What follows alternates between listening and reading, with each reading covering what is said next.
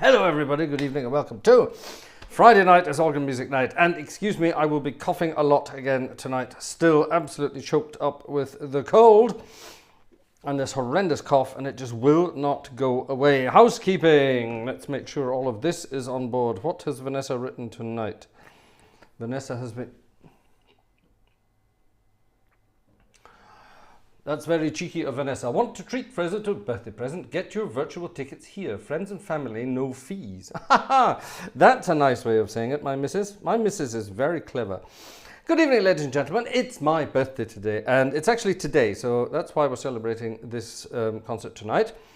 It's not very often I have my birthday on an actual Friday or a Sunday, but it just so happened this year. So cheers, everybody. I'm 52. Or as Joe Humans very early this morning sent me a happy birthday message, and he said, congratulations on your 25th, which I think is good, because if you take the number 52 and say it in German, 52, you of course turn the numbers round. You say 2 and 5, so 25. Does that make sense? So yes, cheers everybody. 52, yes, 1973. It was a very good year. Apparently. Look, I've got this running again. Oh, it doesn't show me your picture tonight. Check that out. I can do this again. I can put your messages up on screen. So there's Good Chappie saying, get well soon. Thank you, Good Chappie. And here's Jeff. Also, no picture from Jeff. Why is no Jeff? By the way, Jeff, thank you for your thingy bob last week that you sent over. Thank you very much. Cough does go away, but it takes weeks. Well, I've had it since bloody Christmas, so it's about time it disappeared. So yes, there we are. There we are. Cassie, let's see if Cassie's picture comes up. Cassie's picture doesn't come up either. Let's see if Cam's picture comes up. Does Cam's picture appear? Even Cam's picture doesn't appear. Right, what's that all about? Must be something in the background. Normally your picture appears when you do that as well. Now, I was reading the chat on the way past, and our friend Tim was saying something. Yellowbird has bought some coffees. Thank you very much indeed. If you this is very cheeky, I know, but if you want to buy me something for my birthday and say thank you, please go to PayPal tonight, because that's private. PayPal is private. Buy me a coffee is business. Anything that comes in and buy me a coffee is officially business. So there we are. There we have it. Oh my goodness, Tim, cameratim.com has sent me a video. If you'd sent me that earlier, I would have been able to show it. Oh my goodness, it's on a wonderful old Yamaha by the looks of it. How cool is that? All right, we'll be showing that on Sunday then. Cool. Thank you, Tim. I will look forward to having a look at that later. Thank you very much. I look forward to that. Right, thank you very much indeed. Now, we started off this evening with a piece of music, obviously, something to do with birthday, so I had a little improvisation on it. Do you like my... Jeff spotted that we have some new images here. Yes, finally I can share the screen. I can actually share it full screen like that, should we want to. Very handy. I finally got the right cables to make it work. Overhead is working, pedals, everything is working. I'm very impressed with the current setup. It works. Fingers crossed it stays that way. Everything is just lovely. So thank you very much to all those of you who've been bearing with me to get it ready over the past few months and years. But here it is. It's working. Now we're going to have a fun night tonight. There probably won't be many requests because it's my night tonight and I'm going to have some fun with it. But here's a piece of music. Yes, Tim says don't jinx it. You're right, I shouldn't have said anything. Well done. Here's a piece of music from the I don't know actually. I don't know when this piece of music was written. Do you know, I honestly don't know. Well, we could work it out. Let's work it out. It's by Jimmy Lunsford and his band. Jimmy Lunsford was one of the first big bands. Wonderful stuff. Oh, and Andrew Bazuki's here today. Hi, Andrew. Happy birthday back. It's not, I don't think it's your birthday, but thank you for saying that. It's Jimmy Lunsford. So let's say it's the 1930s. And I think Uza Mayo is going to do the research for this. I think Charlie Chaplin had something to do with this song. It's, I'm actually going to dedicate it to my beautiful daughter, who is downstairs. She's having a whale of a time at the moment. She's learning new words every day, and she is talking incessantly to us, which is absolutely funny. And she's becoming very musical as well. And she loves my old music. She loves jazz, she loves rock and roll, she loves the good, proper music. George L, you're very good, your setup. Elgato Stream Deck, always good. Yes, that's why I have this here. This controls I have an 8M Extreme thing that's doing the actual streaming. It does the hardware streaming. Blackmagic cameras, pretty much, not everywhere, but some Blackmagic cameras doing some work. And then everything, yeah, it just works. It's lovely. Anyway, yes, this piece of music is dedicated to my lovely daughter. And it seems to, she seems to love this. I played this earlier today and she was bopping about, dancing along to it, which is quite fun. I'm going to say the mid-30s. That's my guess for this one. If anyone cares to find out, then please have a look. It's called If I Had Rhythm in My Nursery Rhymes. Isn't that cute? If I Had Rhythm in My Nursery Rhymes. A lovely old jazz tune. It could actually have been, a Fats Waller number, really, but it's not. Teddy Wilson was the piano player, as far as I remember on this, but a very young Teddy Wilson.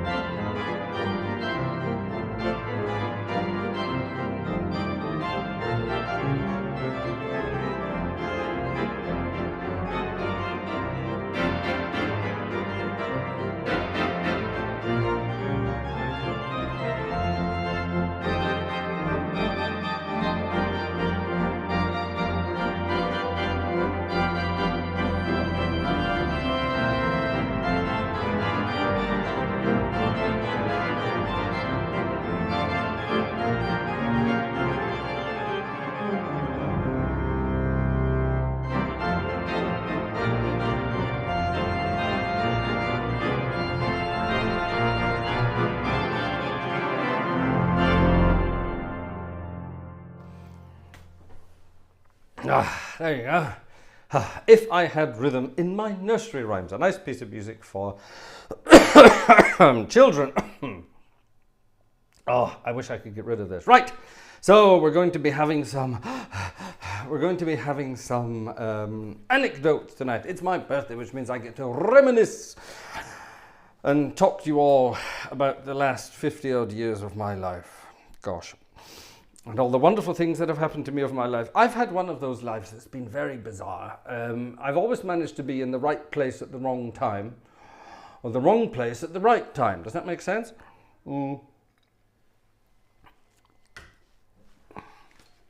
My NAS is making funny noises in the background. It's rattling. Should it be doing that? Probably not. And the biggest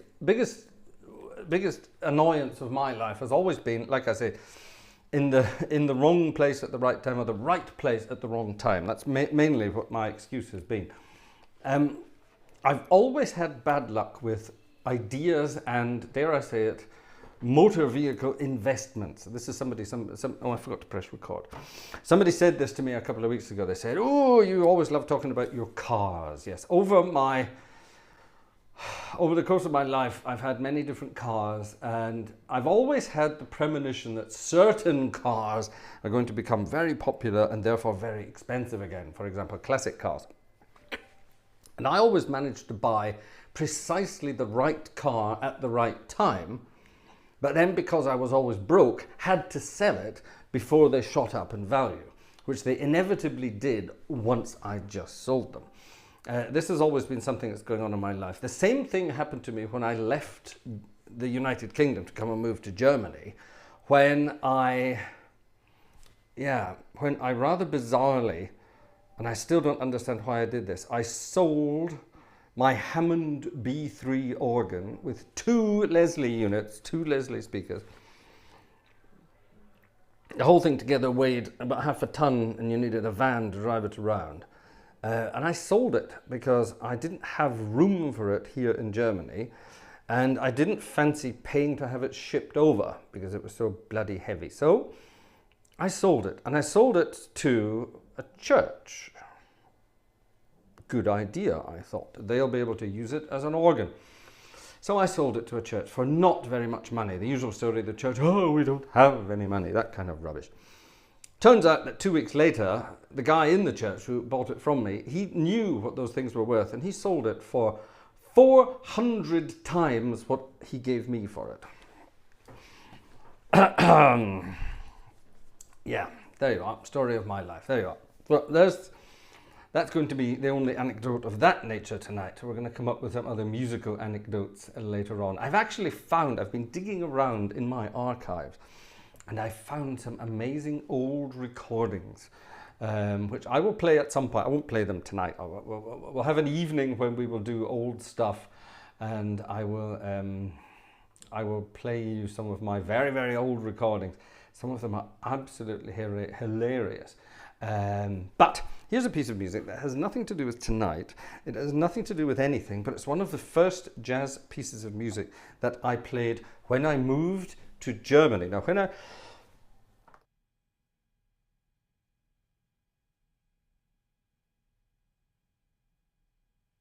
Sorry, I switched the microphone off for that one. When I first moved to Germany, I got involved with various bands, and for reasons good and bad, I got involved with a musically very good guy, but an absolute crook from Frankfurt.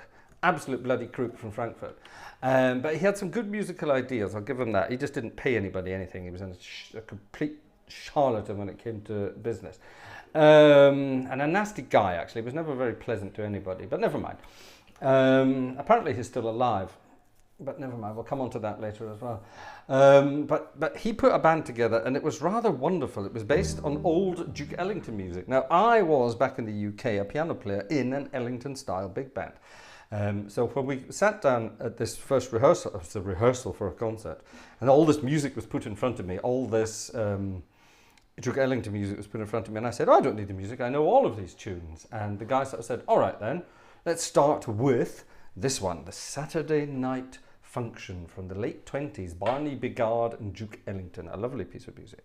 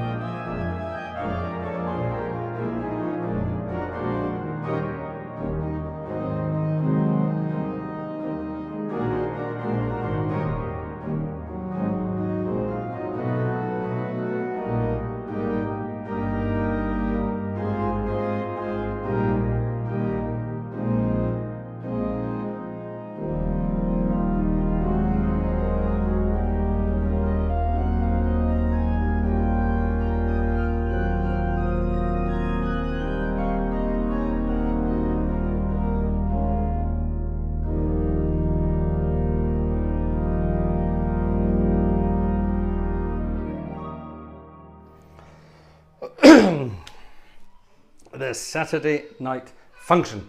Splendid old piece of music. Tim, according to my chat, there are 128 people in the chat at the moment. So there you are, not 9. Maybe you should reload. Oh, God, excuse me, folks. Cheers, everybody. Now, we're going to mix all sorts of weird and wonderful things to that. Like I said, I was digging through my old recordings lately, and I came across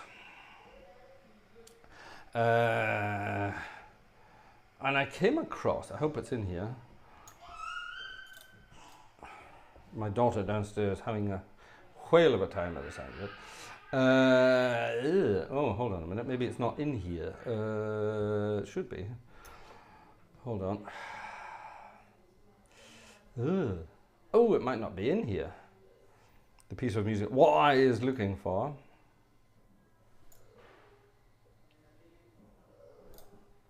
Oh, I don't think it is. Oh, that's weird.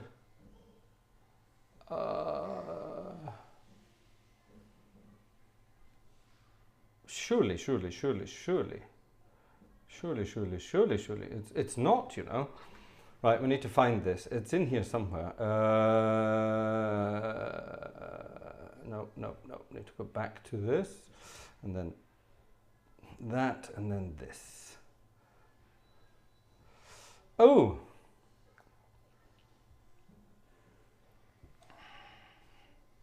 All right, bear with me. I'll play something else in the meantime. I thought I just had this and I was going to go immediately to it. I will go and have to dig it out. Right. Really? It's on MuseScore? That's handy. Oh, it is. It looks pretty good, actually. Let's have that.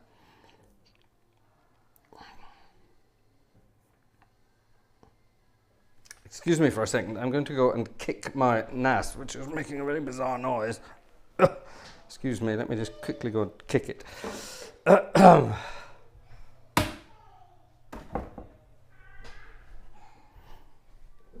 Right, that's better. It was making some very strange buzzing noises, which it isn't anymore.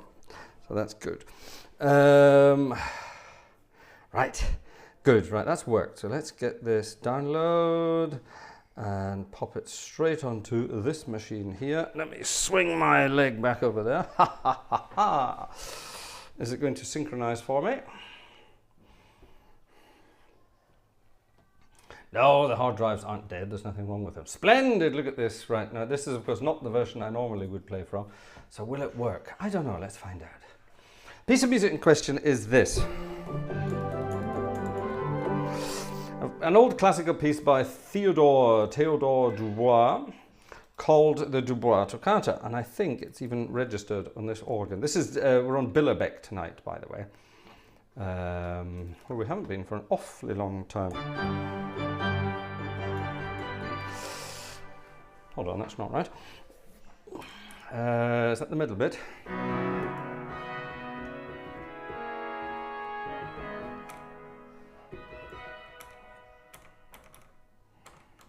Hold on a minute. Oh my goodness, I don't recognize those registrations at all.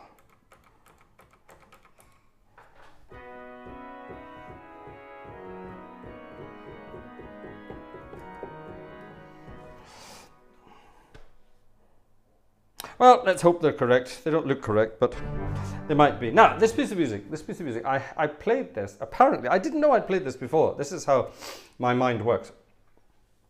I had no idea I'd played this. Sorry, I have to put a message up here. This is hilarious. Thank you, Brooks. I hate getting kicked in the NAS. Yes, that's wonderful. That's one of the best jokes we've had ever. That's wonderful. That's a keeper. That's a keeper. We have to keep that one. Thank you, Brooks. That's definitely a keepy. Yes. Anyway, this piece of music.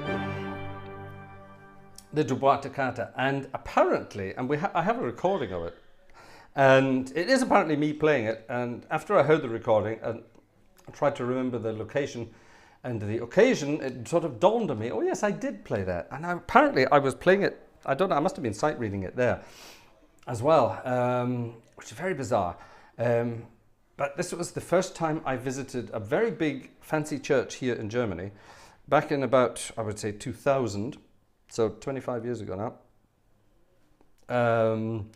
And it was a church near Cologne,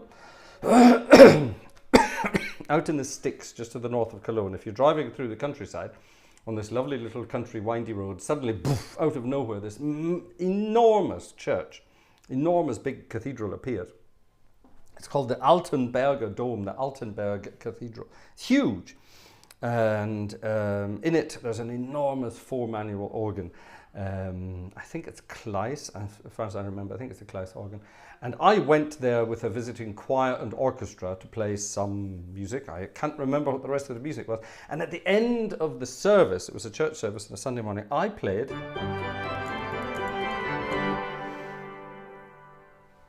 the Dubois Toccata. I have no recollection of it, but I'm going to play it now, just for fun. Let's make sure my winky blinkies are on and working. Are they working? Yes, they are. Splendid, that's fine. So let's see if we can play it. Fingers crossed.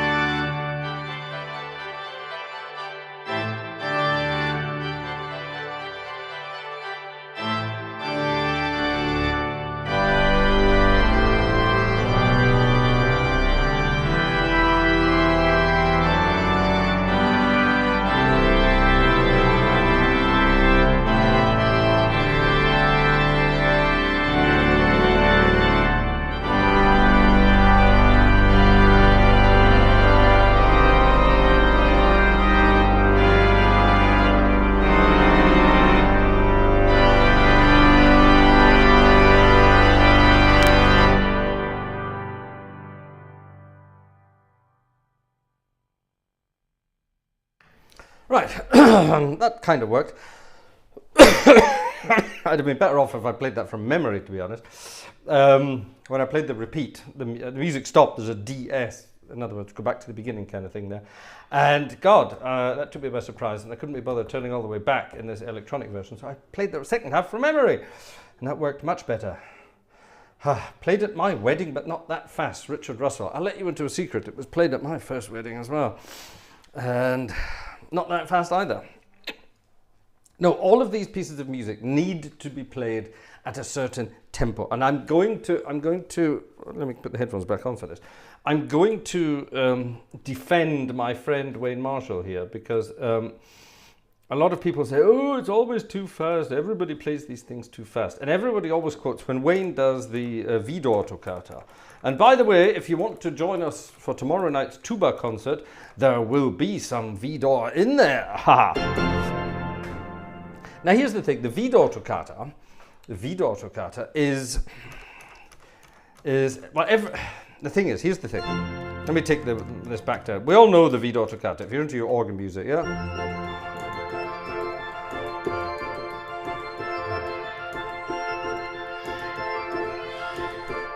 And so on and so on and so on. We all know that piece of music. All organists go crazy about it. Well, actually, all organists go crazy about it. They hate playing it, but all organ nuts love it. And I think it's a wonderful piece of music. And here's the thing. Everybody always says, oh, everybody plays it too quickly. Everybody plays it far too fast. No, they don't play it far too fast.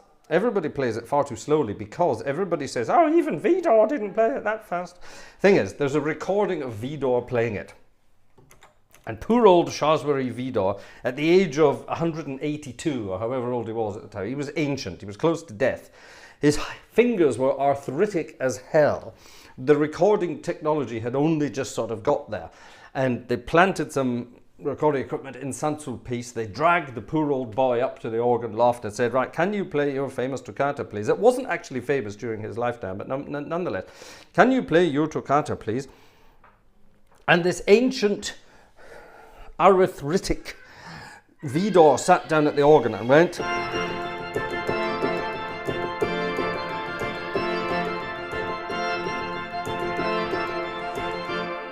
in about that tempo, maybe even slower than that, yeah?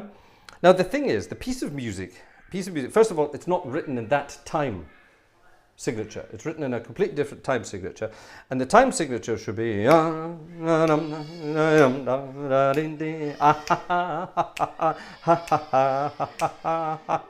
Adrian, I did play it when we reached 50,000. It's one of the first things I did.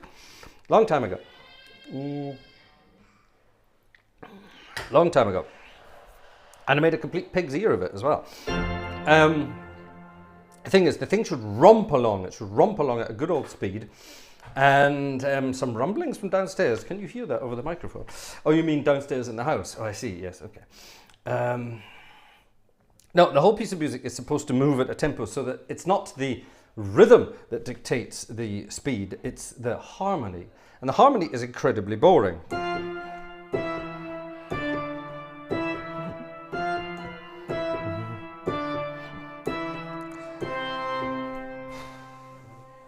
It stays there forever. Oh, and then okay.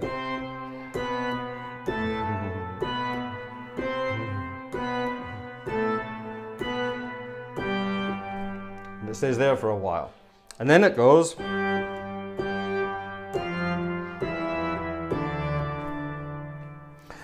Ooh, what can we do now?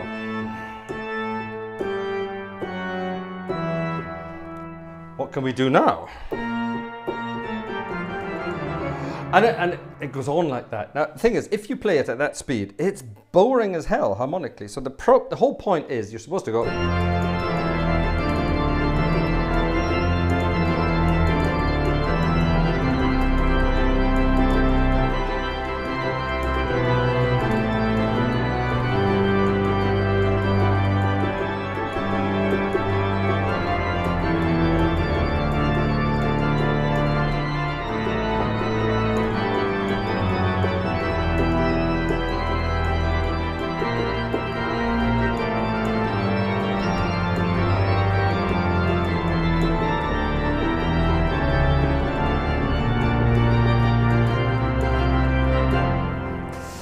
And so on and so on and so on. I'm not going to play the whole thing tonight, obviously not. That's the point. It's supposed to be at that speed. And when Vidor was a young man, I'm willing to bet he did play it at that speed.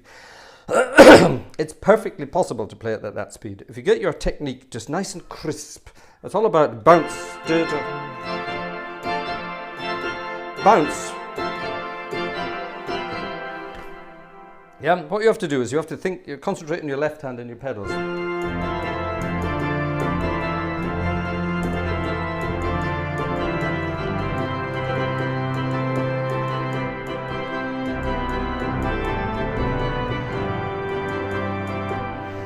And it makes harmonic sense at that speed.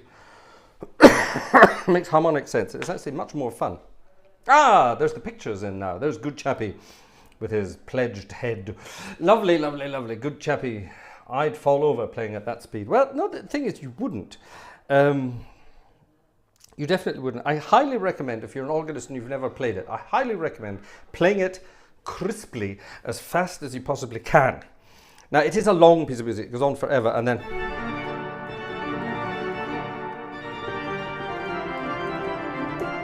There are some things for the left hand as well, in the middle.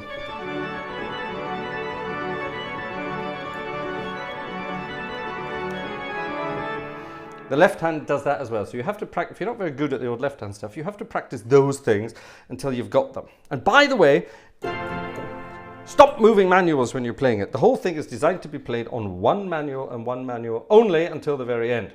What? That doesn't make sense. You can't do that. Well, yes, you can. Do I have it on here? I don't have it on here, but here's something similar.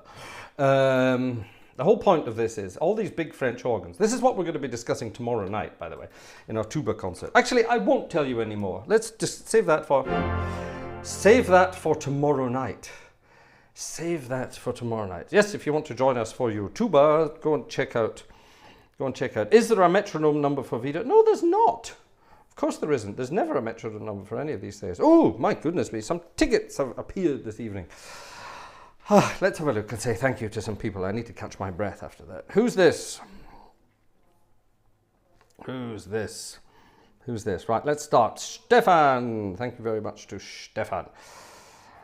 A birthday ticket from Stefan. Thank you very much indeed. Right, who's next? This isn't in the right order, but never mind. I'm looking at these in the right order. I'm not looking at these in the right order. Happy birthday from Piotr. Thank you very much from Piotr. That's very kind. Happy birthday from Andrew. Andrew P. Thank you very much, Andrew. Happy birthday from Monica. Thank you very much, Monica. David S. Thank you very much indeed. Who this? Gabor. Happy birthday. Thank you, Gabor. Greetings to Hungary. Fabio. Thank you to Fabio. That's very kind indeed. Who this? Oh my goodness, right, hold on. We'll go back to that in a minute. There's 6 people all lumped together there. Mr. Platts, the Platts gang. Thank you very much indeed to Cam. Thank you very much. Very kind. Who this? František. Very kind. Thank you very much indeed. Happy birthday. We're preparing some presents for you later, but they're not ready yet. I shall say no more. I'm looking, right, that's it. You've done it now, so that you have to do something now. I suspect František and Marketa have been busy doing other things, which is why they didn't get round to getting this completed in time, you naughty people. Right, 6 people lumped together here. Who have we got? Jerry! Jerry Martin, thank you, Jerry. Alexander Wunderlich, thank you very much, Alexander Wunderlich. Wow. Willie Galloway, thank you, Willie Galloway. Who this? Jan, thank you very much, Jan from Osnabrück. Ah, now we know where Jan is from. And this is Ian. Thank you very much to Ian. That's very kind indeed. Ian has said something in Gaelic, which means nothing to me, because I have no idea about that bizarre dead language. No, didn't say it. Nothing about that language. Don't forget, I'm from Inverness, and nobody ever spoke Gaelic historically in Inverness, but never mind. And Frederick. Hello, Frederick. Happy birthday, Fraser. I always enjoy the music and even the banter. Would prefer you only say my first name. Oh, well, there you are. Thank God I read your first name and then didn't read out the rest of it. Thank you, Fred. Let's call you Fred. How about that?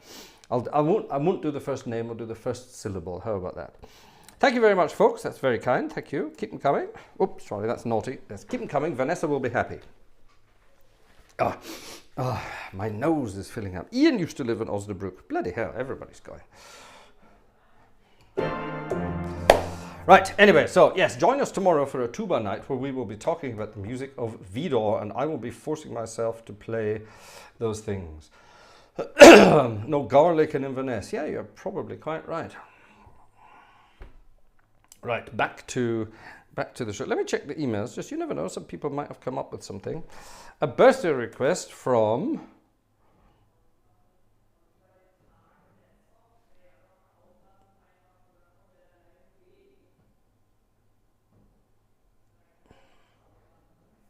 Not sure I know that.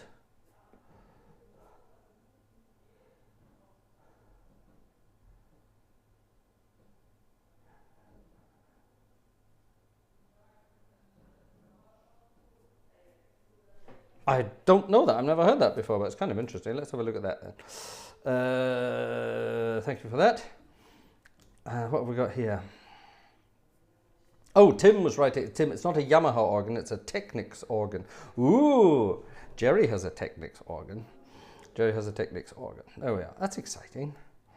Right, here's a bizarre piece of music. I have no idea. Well, let's wait till it comes through. It might not. Let's just close that down and then reopen it.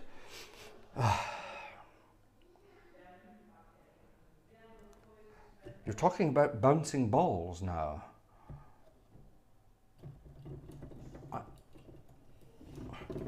František. Oh, and hello, gang. Sorry for the late arrival. Me and Marketa were playing pool. Well, if that's what you want to call it. If that's what you want to call it. Bloody hell, that's a request.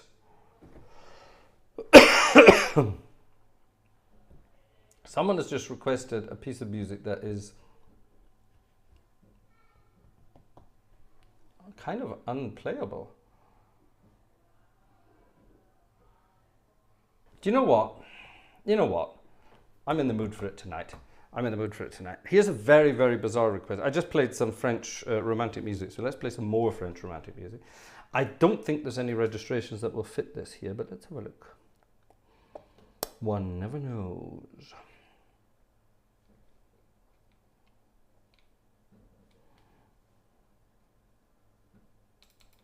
What's this? Let's have a look. Will this fit? Oh God, no, absolutely not. What will fit this?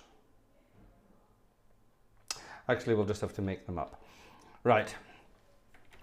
From time to time, I'm a sadist, and or a masochist in this case, and actually that could work. Yeah, it could work. We'll just get rid of that. Yeah, it'll work. Let's do that. Yeah, and last week was one of those weeks where Vanessa had decided that she wanted to be the sadist, and she wanted to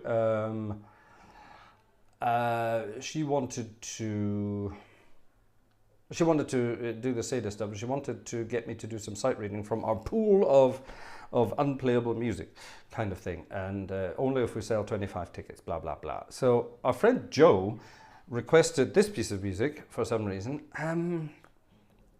Have I played this before? I'm not sure if I've played this before. I do know it, but I'm not sure I've ever played it before. Let's find out. And seeing as everyone's being generous tonight,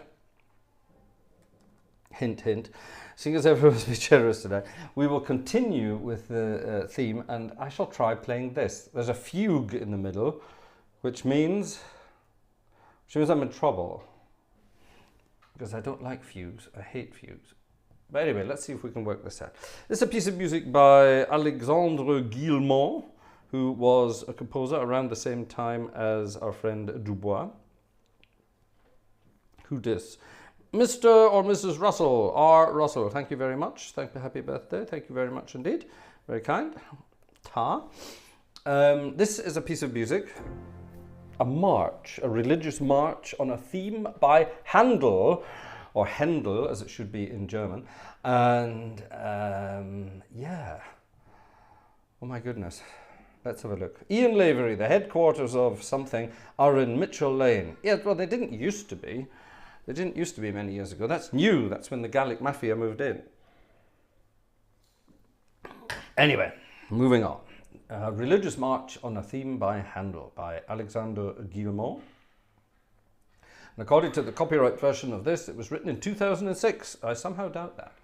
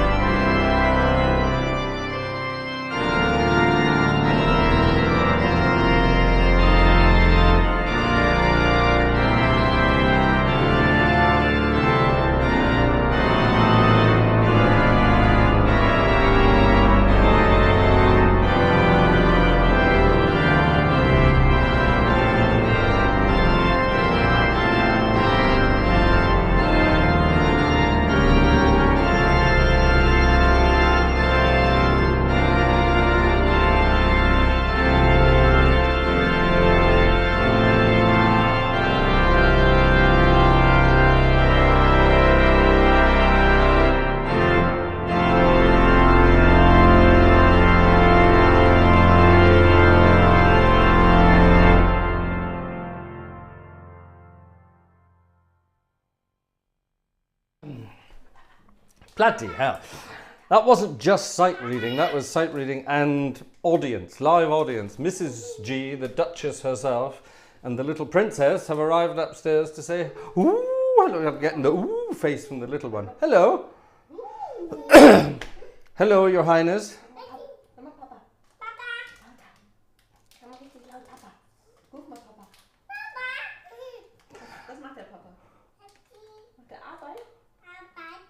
Arbeit. That Papa's working. Papa's working. That's cute. Arbeit. The little one has joined us upstairs. Bloody hell, that was a bit of a task. Exhausted.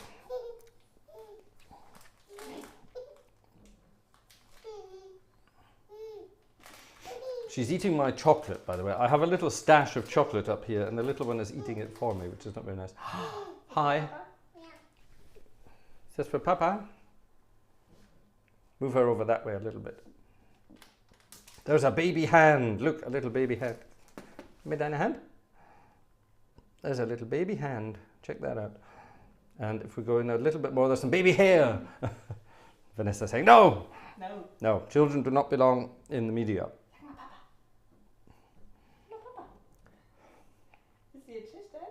She's shy now for some reason.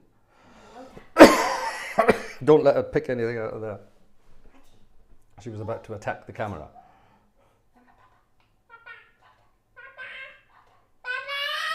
This is what she does all the time. She screams at me like this all the time. We could do this all night now. We could just sit here and my daughter could scream at me from the background. I'm not sure why she does. This is the latest thing. She sits and rubs her hands like this. She must have some Jewish genes in there somewhere. I'm not sure where she got them from. She sits and rubs her hands like this and looks at me and grins. So I'm not sure what she's after. It's your birthday in 2 months' time. You've got to wait. Bye-bye. Bye-bye. Let's all say bye-bye to the little girl. Bye-bye, everybody. Bye-bye. Bye-bye. Bye-bye. Vinky, Vinky. Yeah, well, can you hear her? You can hear her talking, can't you? Bye-bye. Bye-bye. Bye-bye. Isn't that the cutest bye-bye you've ever heard in your life? Oh, I get a little kiss as well. Mwah. Another kissy? No? She's too shy. She realizes she's on. She's...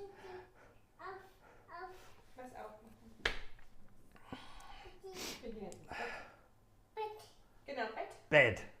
Oh, we're going to bed. Right, she's going to bed. Thank God for that. Geht's dir besser? No. Vanessa's got a terrible headache tonight. And no, not what you're thinking. Sorry, that was nasty. No, she's been suffering. We've both been suffering for weeks, the pair of us, and it's not good. Are you happy? Sag mal happy. We're teaching her English as well, obviously. Happy? Sag mal happy. Happy. All right, but this could go on all night. We're here for a concert this evening. Yes, we went for. Yes, TB. It's not that at all. Don't worry about that. Having said that, I'm so old. Bye bye. Joe, I like Joe's idea. What did Joe say? €1 for every note played in the Guillemot. Right. Somebody get ChatGPT on and work out how many notes there are in the Guillemot March on a theme by Handel, and yeah, let's work it out like that. Splendid, I like it. Right, that was, I'm sweating after that. Gosh, sweating. Sweating. So there we are, that was the Guillemot, most of it. That fugue is not as easy, well, no fugue is easy, but it's a sort of a sensible fugue. It makes sense. Does that make sense? Does that make sense? It makes sense. Yes, that makes sense, doesn't it? Gosh. A happy birthday message from our friend Daniel Heinrich. We haven't heard from Daniel. Schön von dir zu hören. Ich hoffe, es geht dir auch gut. Yay. That's nice. Daniel Heinrich. We haven't heard from Daniel for a long time, so that's lovely. Lovely. Splendid. Right, on with the show. What time is it? It's 11:30. That little child should have been in bed months ago. Anyway, right. Oh, gosh, I'm exhausted after that. Right, that put me off actually. I was in the middle of my I was in the middle of some anecdotes, wasn't I? What was I talking about? Sight reading French romantic music. Yeah, there's going to be more of that tomorrow night. What about the fugal ending of Passacaglia in C minor? František, rearrange the following into a well-known English phrase. Off bugger. So that's definitely not going to happen. Definitely not. Certainly not at any time in my lifetime. Actually, now, yes, despite the fact it's my birthday and we're celebrating, we're having a fun time, there is actually something rather sad that happened. I didn't even know it happened. That's how sad it is. I only found out on the internet. An old friend of mine died 10 days ago. Anecdotes are coming, but this is back to my Edinburgh days in the 90s. Now, Edinburgh in the 90s was a very bizarre place. The film Trainspotting, Irving Welsh and drugs and all that sort of stuff. That was very much Edinburgh in the 90s. It was a horrible sort of place to hang around if you hung around in the wrong part of town at the wrong time. Careful how I said that. The wrong part of town at the wrong time. You would be in a whole lot of trouble. And you know, as a young student in Edinburgh, all of the young students, we were all warned: don't go there at this time of day. Don't go there. Don't go there. Just don't ever go there. So we didn't, and that was fine. But you were always aware of sort of a menacing edge to Edinburgh. However, during the summertime, you have the Edinburgh festivals, plural. And there are all sorts of festivals running at the same time. There's the jazz festival, there's the fringe, there's the actual festival, blah, blah, blah. All these things going on. And Edinburgh fills up with millions of people. It's great fun. Now, when I was a student, we had a student flat. We had a lovely student flat right in the middle of town. And our landlord was a very, very kind person, except at festival time. She chucked us out and she rented out the flat during festival time for an extortionate amount of money. And probably paid for the entire upkeep of her stately home further north in Scotland.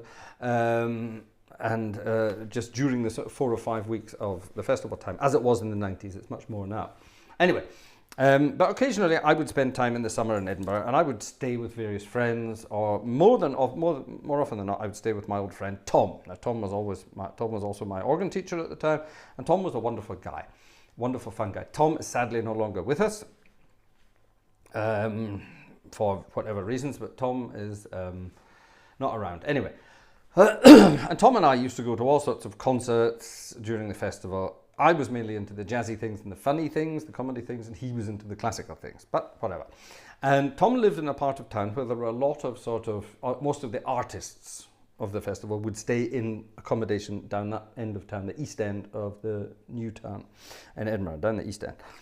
And we both became very good friends with a young comedian who was always there at that time. And this comedian was a wonderfully funny guy, but was a very sad guy, as comedians can often be, the clown kind of thing. And this guy had some serious problems and some serious demons. And Tom and I used to hang out with him quite a lot. And we used to sort of look after him a little bit. He was very openly gay, and he would occasionally come to Edinburgh with his partner, but mainly he would be on his own. His partner would stay in London.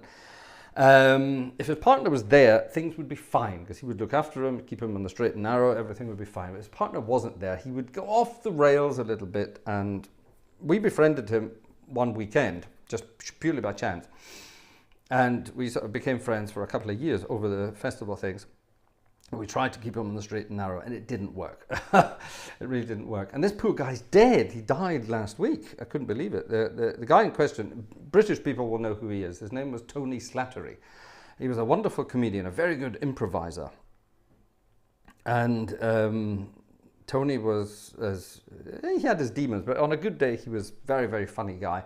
And he would always keep you going for years and years. On any topic, give him any topic, he would talk and make jokes and just be amazingly funny and witty and spontaneous for hours on this wonderful subject. And I found out yesterday that he died last week at the age of 65. I can't believe it. And I, of course, immediately started looking up some old YouTube stuff about him, and he looked awful. He looked absolutely awful. He was 65, but 10 years ago he looked about 75. Watching videos of him, And the poor guy, I mean, he must have gone through absolute hell. They finally diagnosed him with bipolar disorder, which in the good old days was called manic depression. Now it's called bipolar, but in the good old days, yeah, bipolar, and he was in a right mess from time to time. But Tom and I regularly, well, shall we say, we regularly held his head over the big white telephone, shall we say, what he called God. You know what I mean? All sorts of those things. And poor guy. But never mind. Life goes on, and life ends eventually. But yeah, he was a very, very funny guy. And for a couple of years, a good friend. Now, I left Edinburgh again in the, sort of the mid-90s, and then came back later again. And by then it was too late. He'd gone completely off the rails, and I don't think he came back to Edinburgh later on. Now, here's the very funny thing. My friend Tom also went a little bit off the rails for different reasons. He went financially off the rails, and that's what ended him. And another star of the weird and wonderful entertainment world moved into a flat that belonged to Tom, my friend Tom. And I became friends with this guy as well. And I actually met this guy, not through Tom, believe it or not. I met this guy at the barber's. I used to live in the middle of town, like I said, and I used to go to this barber around the corner. This proper old-fashioned barber where you could even get a shave if you wanted. I used to get a shave from time to time. This old barber, and I was sitting there one day getting my hair cut, and this incredibly tall, elegant gentleman walked in and asked, do I need an appointment, in a very plummy, exciting voice. And the barber said, no, sit yourself down, we'll get you in a minute, kind of thing. It's not a very good Edinburgh accent, but never mind. And so I sat down, and I was looking in the mirror, and I'm thinking, I recognise that guy. I recognise that guy from something. I kept staring at him, and he was staring back at me. And I thought, right, if he doesn't say something, I'm going to say something. And I said, I know you from somewhere. And he said, okay, where? And I said, I don't know, that's the problem. But I know you from somewhere. Are you new in town? And he said, yes, I just moved into a flat around the corner. And I said, is it, where? And he told me the address. And I said, oh, that's how I know you then, because it belongs, your landlord is a guy called Tom. He's my best friend here. And he said, yeah, that's my landlord. I said, oh, there we are. I must have met you at one of Tom's do's. He said, no, I only moved in the other day. I said, oh, all right then. So where do I know you from? And he laughed and he said, well, I have been in the occasional film. It was Rupert Everett. Now, I don't know if Rupert still lives in Edinburgh, but at the time, Rupert was living in Edinburgh. He eventually bought his own place in Edinburgh. And Rupert Everett and I used to go to the same barber. And after we used to sort of liaise and go to the barber at the same time, and then we would go for lunch together. It was all very exciting. And then one day I announced to Rupert Everett that I was not interested in members of my own sex. I was interested in ladies. And Rupert laughed and said, oh, well, I suppose we can still have lunch, but it means we won't get to know each other any better. Yes, so there you are. So Rupert Everett tried it on with me a long time ago in Edinburgh. So there you are. What a bizarre anecdote that was. Anyway, to my old friend Tony, who is no longer with us, believe it or not, this was one of his favourite tunes. I'm not joking. I used to play this in the piano, and he would sing it and dance about in a very bizarre way, and sometimes even when he was sober.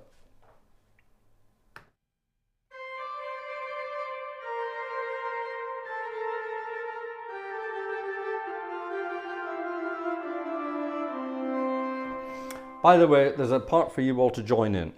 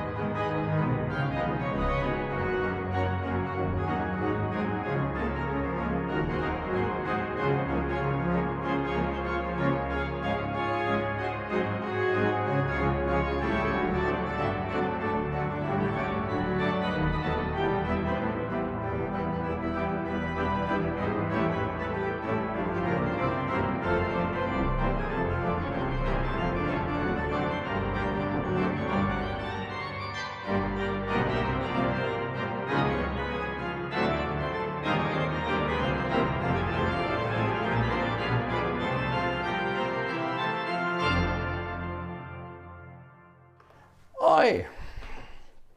Doing the Lambeth Walk. Oi. Yes. Marco, our friend Rasbaz. A ticket from Rasbaz. Thank you very much. That's very kind. Thank you. Thank you. Right, ladies and gentlemen. Hi. Tomorrow night, like I say, if you want to join us for a bit of tuba fun, tuba-tastic, we're going to be analysing the music of Vidor and I will be sight reading bits and bobs. Why am I pressing that button when I should be pressing this button? And doing this. I've been talking too much tonight. Can you hear my voice going? It's about to disappear. Dominic has appeared. Oh, by the way, earlier this evening, Ian said, was my landlord somebody with an estate near Bewley? No. My landlord was the Adam family, the architect, John, what was it? The Adam family. Not the Adams family, the Adam family. Very famous architects. And Mrs. Adam, they were living in an old stately home up just off the motorway. You could see it. It's no longer there, it's fallen down. It really has fallen down. Terrible shame. And Mrs. Adam had this flat in Edinburgh, and I think the money she earned from that kept the whole thing alive. John Adam, there you are, that's the one. But yes, the estate near Bewley that you're talking about, Ian, Anne and Dave, I've known Anne and Dave for years. I used to go out there and play lots of music for them, and I actually bought Anne's brother's old car. There you are. Now, I don't need to tell you who Anne and Dave were, but Ian knows who Anne and Dave are. Apparently the place that Anne and Dave bought out near Bewley, which is out near Inverness, apparently it's up for sale again. And you can buy it for 7.5 million. Or you can buy the entire estate for, I think, 12.5 million. And if you've got the money, that would be well worth it, because it's absolutely beautiful. And Anne spent an absolute fortune gutting the place, rewiring it, putting in central heating, renovating absolutely everything. It was immaculate when they moved in the mid-90s. I used to love going out there. Great fun. Great fun. Lovely people. All sorts of allegations about them, but none of it's true. They are absolutely wonderful, dear people, and they do so much good in the world. And the press decides to try and find something nasty about them, but that's what the press does these days. The press just decides to piss people off for no reason whatsoever. Anyway, if Anne and Dave or anyone who knows them should be watching this or any of my stuff, say hi from me, and I'd love to hear from them again. And must go and visit again before you move out. Right, on with the show, and here we are in Theatreland.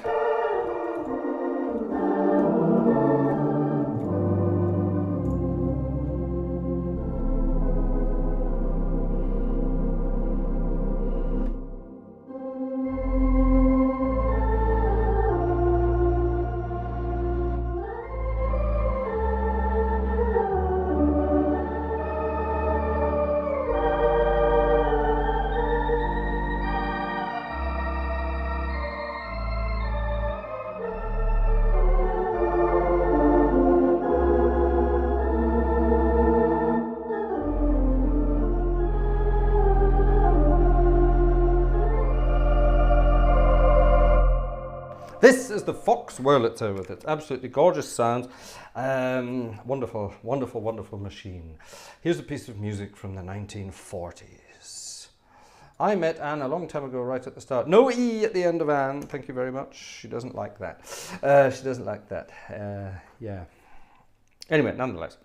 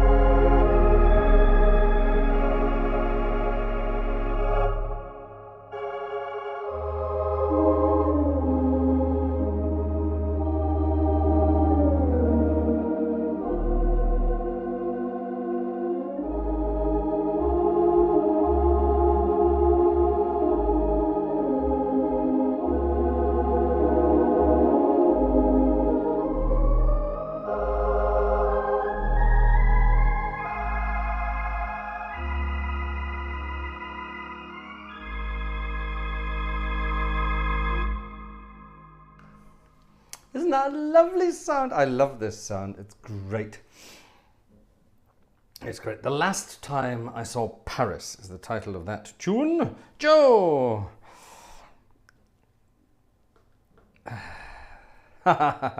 Joe spotted something earlier on this evening. Yes, you're quite right. Thank you very much, Joe. Very kind. Thank you. The Last Time I Saw Paris. The last time her heart was warm and gay, in the old-fashioned use of the word.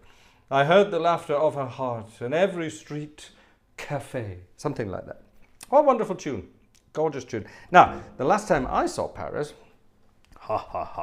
see, get my little segue there. 20 odd years ago, I found the recordings. 20 odd years ago, I played a mass and I played a concert in Saint-Sulpice in Gay Paris on the wonderful Cavaillé call organs in the church. I got to play both organs, the big one and the little one. For the mass and for the concert, I mainly played the little organ, but the choir organ, which is incredibly loud and powerful. Excuse me. But I also got to play the big organ, and believe it or not, I found a recording that was made of that and of me getting to sit around and play the big organ. We got some recording work done there. It's great fun in there. Our friend Jörg from Switzerland. Yes, Jörg, you should be on the invite list for tomorrow. You are up there. Dominic, also a lovely ticket from Dominic as well. Thank you very much. Indeed, very kind. Thank you. Very kind. That tune was frustratingly similar. Similar? What the hell is similar about that?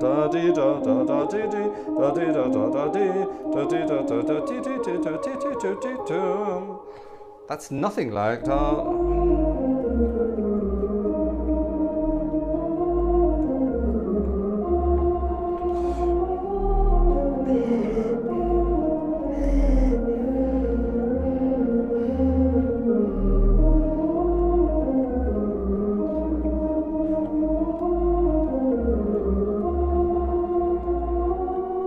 what key am I in? What key am I in? What key am I in? Bloody hell.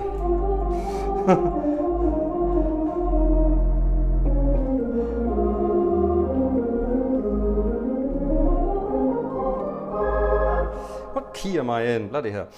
It was an A flat. It should be an F. Anyway, enough of that. We're not going to do that. Anecdotes. Ein kleiner grüner Kaktus. But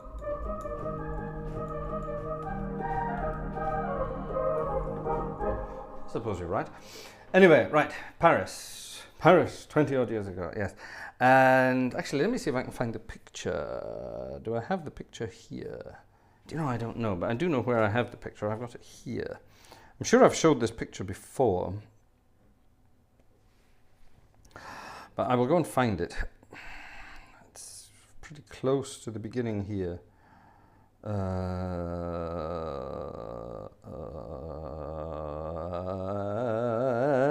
it is. This is hilarious. Sending it to this piece of music here, right? Right. Is it in the downloads? There it is. Perfect. Okay. Check this out. I'm going to show you a picture of me. This is me in the middle. 25 or 26 even years ago. No, it can't be that long ago. 24 or 25 years ago. Where put it? Let's put it there. Check this out. Check this out. You ready for this? This is unbelievable. Yeah, that's me in the middle. That's me in the middle. There's Daniel Roth on the left as you're looking at it. Ah, yes, very nice. Daniel Roth on the left there. That's me in the middle with the tiny head and the big shoulders, wearing my zoot suit by the looks of it. And that's a rather young looking Sophie Véronique Cochevert-Chopin to my other side there. And yeah, this was the concert we played at Saint-Sulpice. That's us standing outside Saint-Sulpice just after the concert. And we then went for dinner and got completely wasted after that as well. And Daniel was telling us all sorts of wonderful stories about all sorts of fun things. But yeah, it was a wonderful experience. Now I found the recordings, so at some point I'm going to I'm going to dig out. I'm going to play around with those recordings, make them a little more presentable, and share some of them. There was one part of the mass where we were doing the V-door. This is not, of course, the right organ for this. We were doing the V-door mass.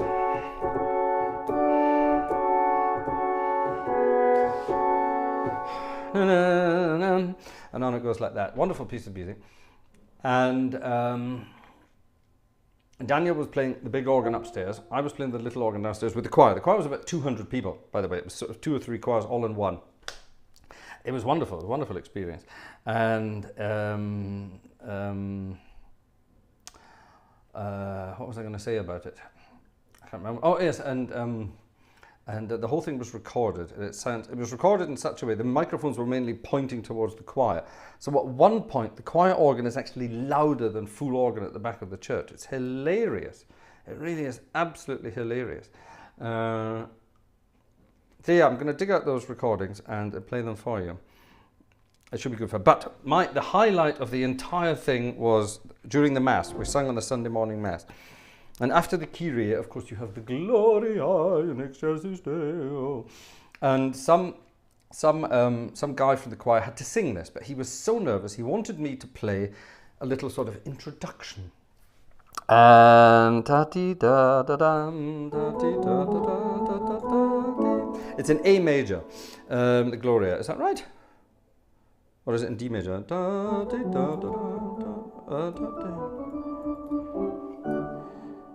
Is it in D major or A major? It must be in A major. Anyway, it doesn't matter. And at the beginning, before the Gloria, before the guy sung his Gloria, I had to play for him. Gloria, Gloria.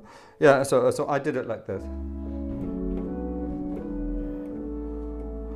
Or something like that. And I chose one of the softest stops on the organ, the choir organ of Saint-Sulpice, and it sounded so nice. And I thought, that was nice. I wonder how I did that. And I'm glad it's on the recording, because after the mass, we all got together to talk about everything that went wrong. Mainly the conductor went wrong. The conductor was some useless Dutch guy who couldn't conduct for toffee.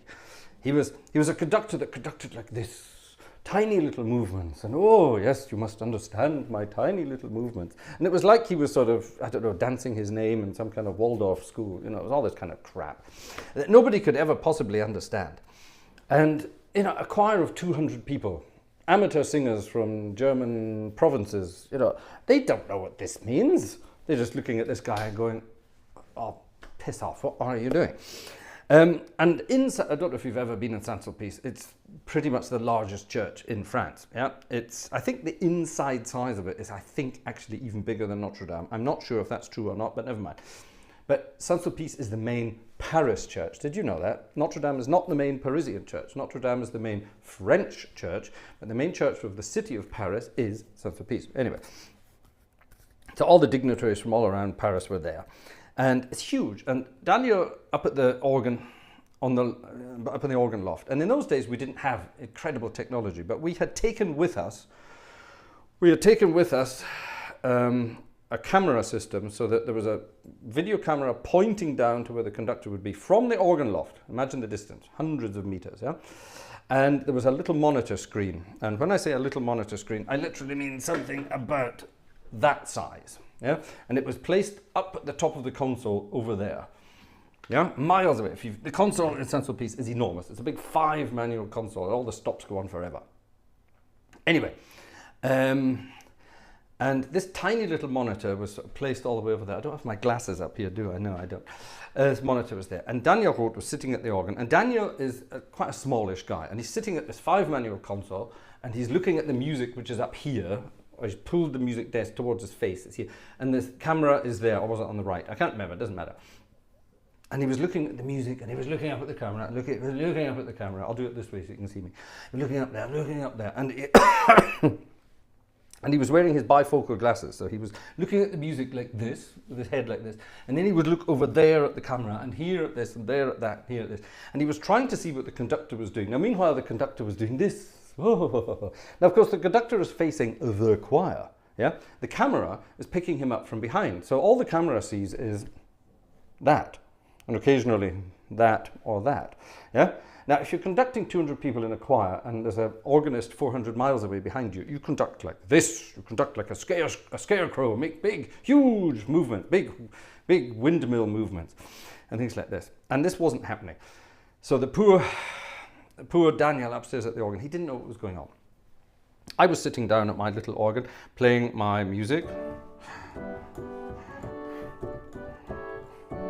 And we were doing all sorts of things, and at some point the big organ was supposed to come in and there was silence.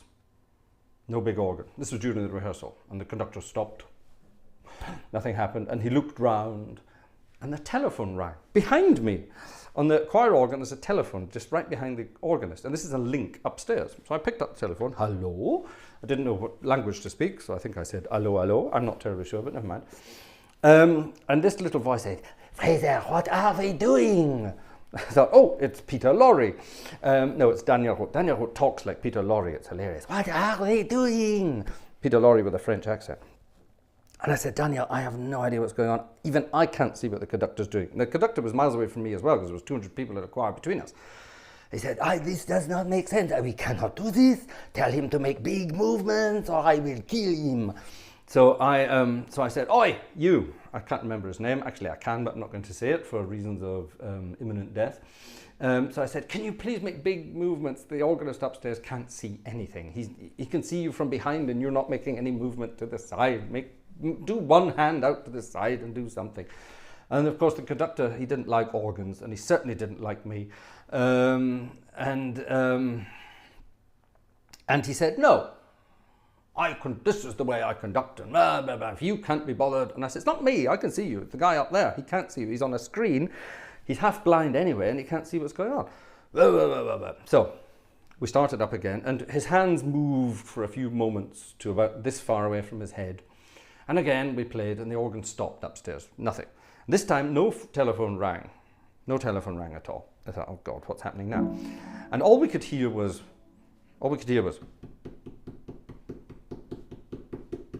and it was like the Stan Freberg song, yeah?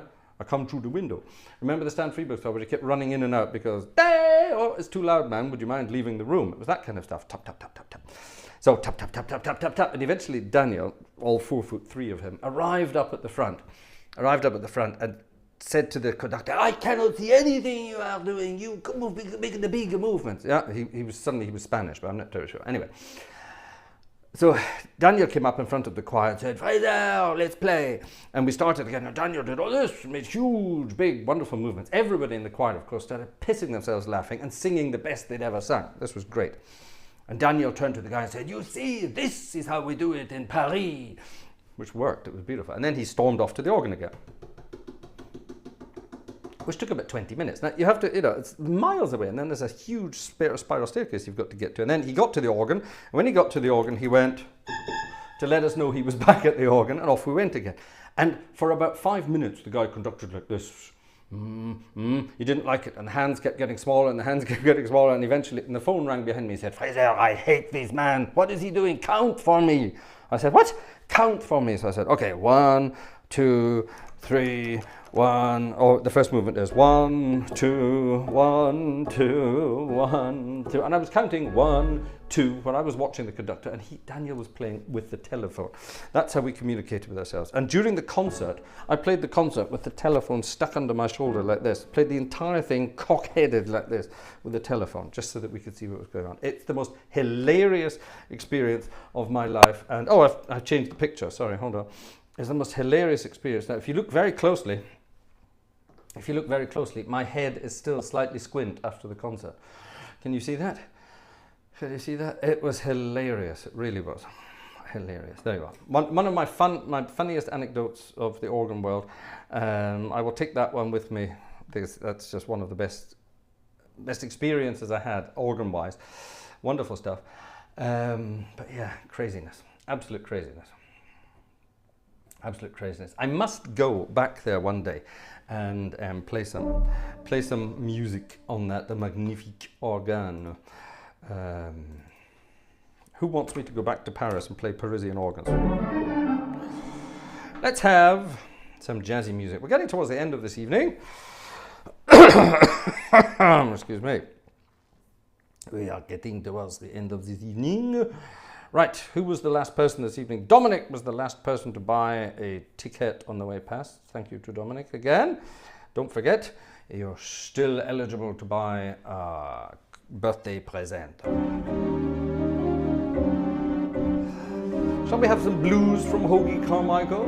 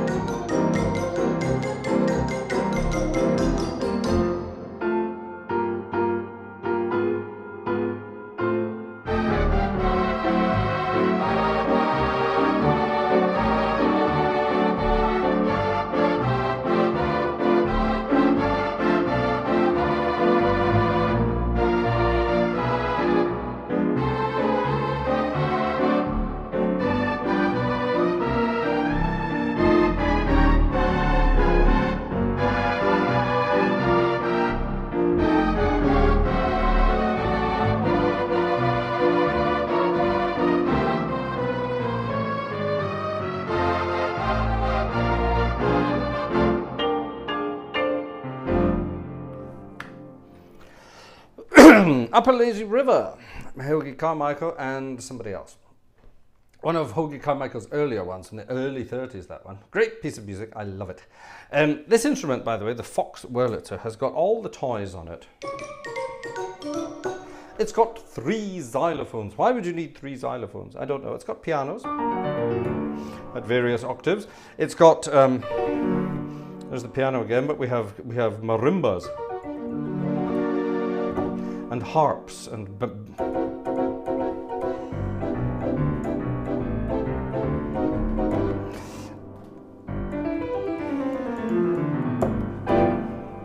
wonderful. I love it to bits. Now, that registration you heard me right at the beginning with,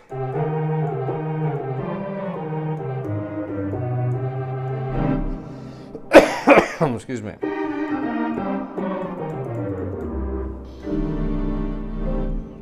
It's a very dirty sounding registration.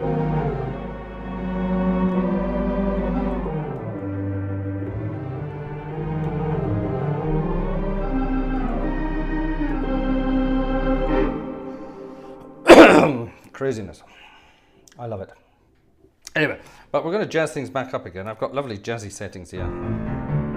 Have I done a boogie woogie on this yet? I don't think I have. Let's do a boogie woogie on this magnificent organ. It's no longer my birthday, ladies and gentlemen, which means it's now a regular concert and I'm on overtime. I am now officially 52 years and 1 day old. Gosh. And as our friend Good Chappie tells us, it's Christmas in 11 months' time.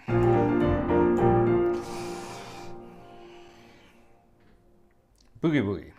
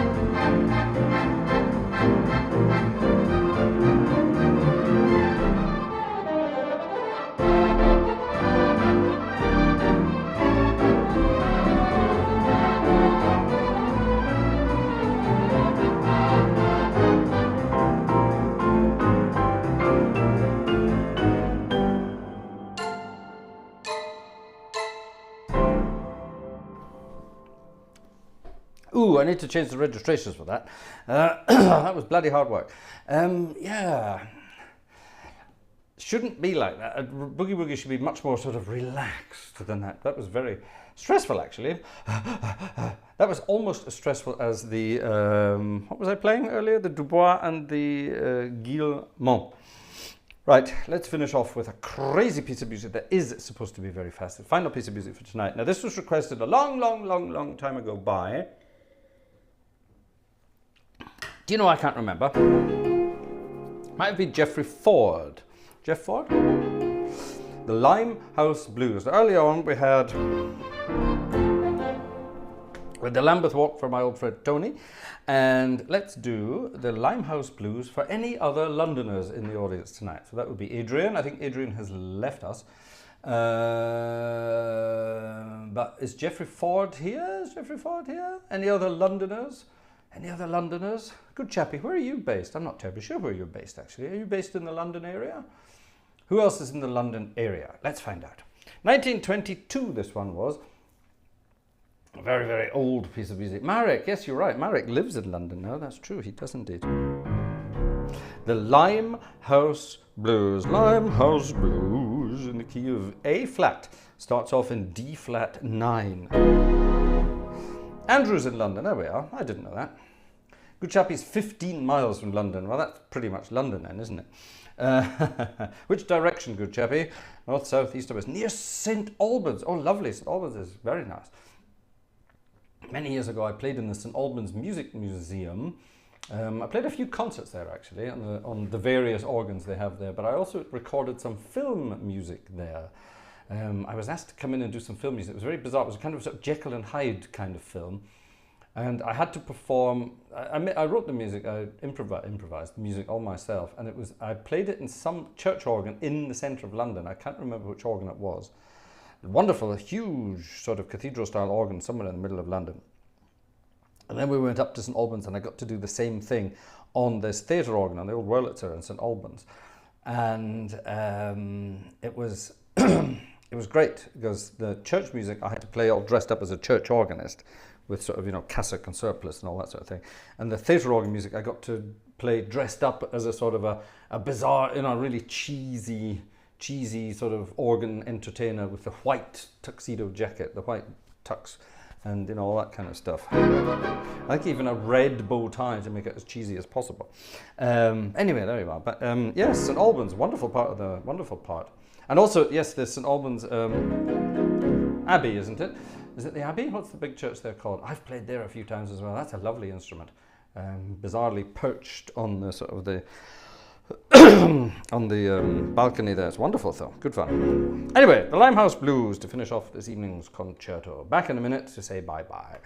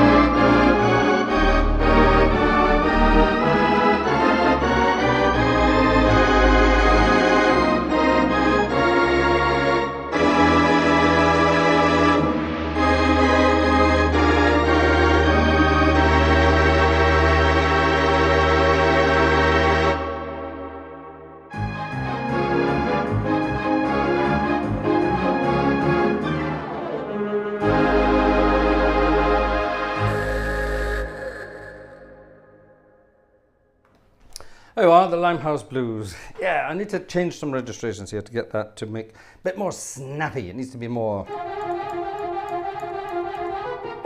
needs to be snappier. Do you like my... and my... I've got some little buttons down here where I can do cheesy things. Like that as well. Isn't that cheesy? I love cheese. Ladies and gentlemen, thank you so much for being with me this evening and sharing my birthday evening with me. Vanessa was not feeling terribly well today, so that was okay that I got to be upstairs. Otherwise, I would have a guilty conscience that I didn't spend it with my family. But yeah, good fun. Good fun to share it with you this evening. I look forward to seeing you all tomorrow evening if you are 2-bar members, or if you have become 2-bar members by then. Or we will see each other on Sunday evening, where we'll be having hymns from around the world, but in a more...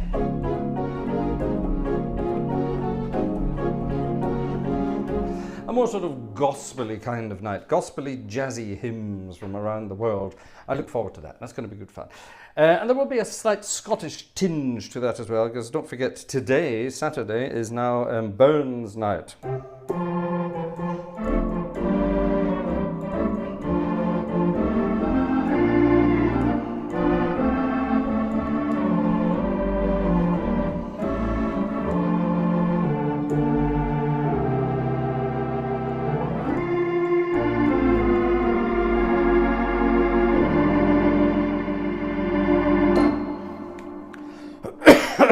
Mike, did I get a cake? Of course I had a cake. I got an absolutely beautiful lemon cake. I love lemon cake. That's my favorite kind of cake.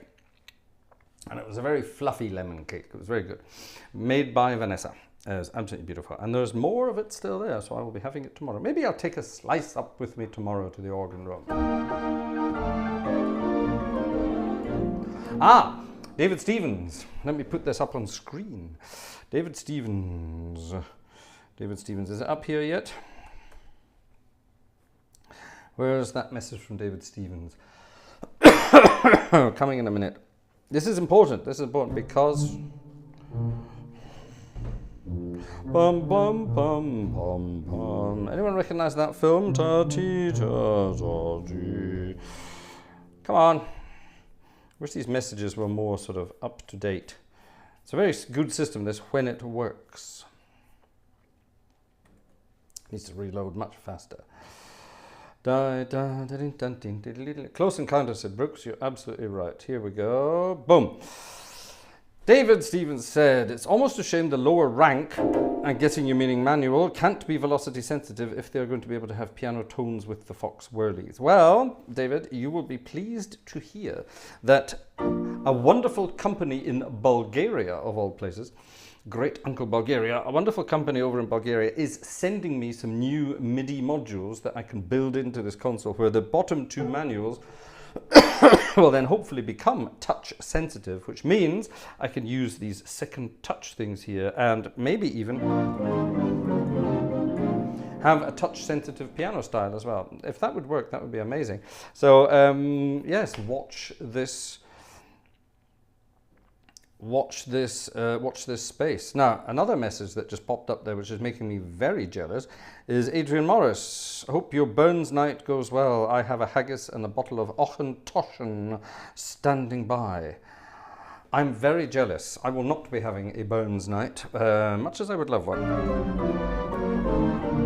That would be lovely, wouldn't it? Oh, a nice bit of haggis and some good old thingy there.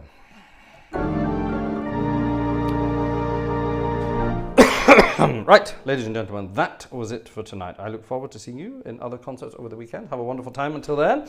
And yeah, wish me luck that I hope we get rid of this bloody cold by then. That would be great, wouldn't it? See you in a couple of hours, as it were. Oh, by the way, people talking about people were talking about my friends Anne and Dave earlier. I don't need to mention their full names. But let's just say that if it wasn't for Anne, a certain country estate and castle would probably have been split up, and God knows what would have happened to it. They saved it from, well, shall we say, a penniless aristocratic family who got stung with crippling debt when one of the family members died, and the next generation thought, oh God, do we have to pay this? And suddenly the tax office jumped on them and said, I want all your money. And they said, forget it, we can't do this. And they sold. And if it wasn't for Anne and Dave, who knows what would have happened to that place. It was kept as a private residence, and whoever buys it next has to keep it as a private residence. That's very important.